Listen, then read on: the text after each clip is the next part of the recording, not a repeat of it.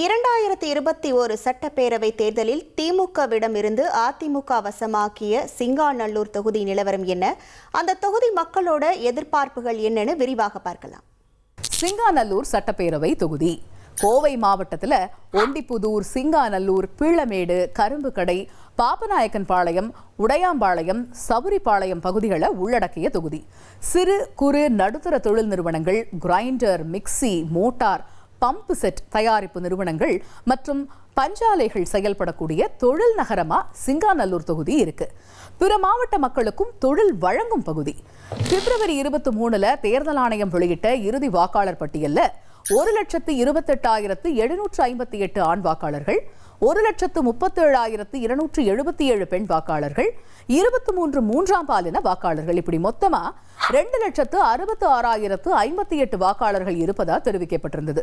தொகுதியில 1967 இருந்து இதுவரைக்கும் நடந்த தேர்தல்கள்ல அதிகபட்சமா திமுக, அதிமுக தலா 4 முறை வெற்றியை வசமாக்கியிருக்கு. பிரஜா சோசியலிச கட்சி, மார்க்சிஸ்ட் கம்யூனிஸ்ட் கட்சி தலா 2 முறை வெற்றியை வசமாக்கியிருக்கு. ஜனதா கட்சி 1 முறை ஜெயிச்சிருக்கு. 2016 கோவை மாவட்டத்தில் திமுக ஜெயிச்ச ஒரே தொகுதி சிங்காநல்லூர். அந்த தொகுதியை கடந்த 2021 தேர்தலில் அதிமுக மீட்டுச்சு. தொகுதியில கடந்த தேர்தலில் திமுக சிட்டிங் எம்எல்ஏவா இருந்த கார்த்திக்க களத்துல இறக்கிச்சு. அவருக்கு எதிராக அதிமுக களமிறக்கிய ஜெயராம் 81,244 வாக்குகளை பெற்று வெற்றியை வசமாக்கினாரு. திமுக கார்த்திக் 70,390 வாக்குகளை பெற்று தோற்றாரு. 10,854 வாக்குகள் வித்தியாசத்துல அதிமுக ஜெயராம் வெற்றியை தனதாக்கினாரு. தொகுதியில மக்கள் நீதி மய்யம் வேட்பாளரா களமிறங்கிய மகேந்திரன் 36,855 வாக்குகளை பிரிச்சிருந்தாரு. இப்ப மகேந்திரன் திமுக இருக்காரு. இப்ப தேர்தல் நெருங்க சிங்காநல்லூர் தொகுதி மக்களுடைய எதிர்பார்ப்புகள் என்னவா இருக்குன்னு கேட்போம். இங்க என்னன்னா, குப்பை போடுறவங்க கலெக்ட் பண்ணிட்டு போறது கார்பரேஷன்ல பண்றாங்க, பிரைவேட்லயும் பண்ணிட்டு இருக்காங்க.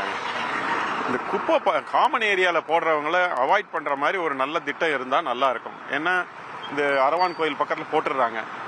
அந்த போடும்போது அந்த இடத்துல ஒரு துர்நாற்றம் மட்டும் இல்லை, பக்கத்தில் பெண்கள் பள்ளிக்கூடம் இருக்கு, அவங்களுக்கும் சுத்தத்தை சொல்லிக் கொடுக்கறதுக்கு பதிலாக அசுத்தத்தையே சொல்லிக் கொடுக்குற மாதிரி இருக்கு.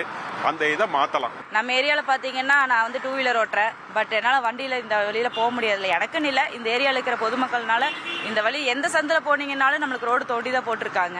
எந்த சந்திலையுமே நம்ம கரெக்டாக போக முடியறது இல்லைங்க. நான் வண்டி சரியாக ஓட தெரியாதுங்க, கீழே விழுகிறாங்க, நிறைய காயங்கள்லாம் படுது. அதே மாதிரி சிங்காநல்லூர் கேர்ள்ஸ் ஸ்கூல் இங்கே பக்கத்தில் இருக்கும்போது இந்த வழியிலே ரோடு தோண்டி போட்டிருக்காங்க. இதில் வெள்ளலூர் போற பஸ், லாரி எல்லாமே இதுல தான் போறாங்க.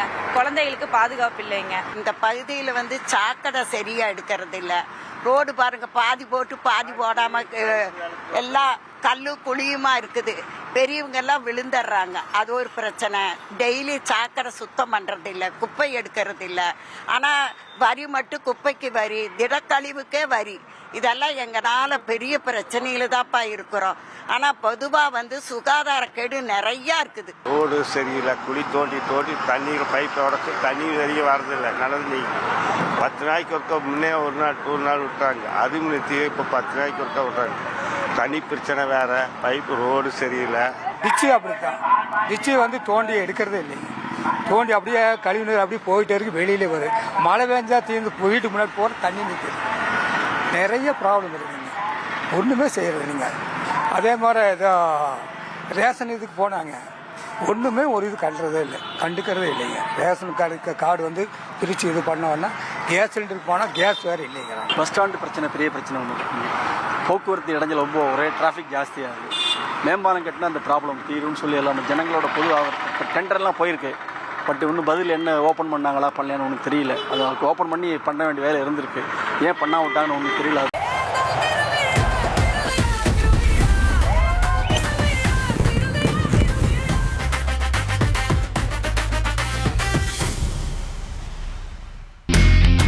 இனி செல்லும் இடமெல்லாம் செய்தி. தந்தி டிவியின் வாட்ஸ்அப் சேனலை ஃபாலோ பண்ணினா செல்ல இருக்கும் இடமெல்லாம் செய்தி.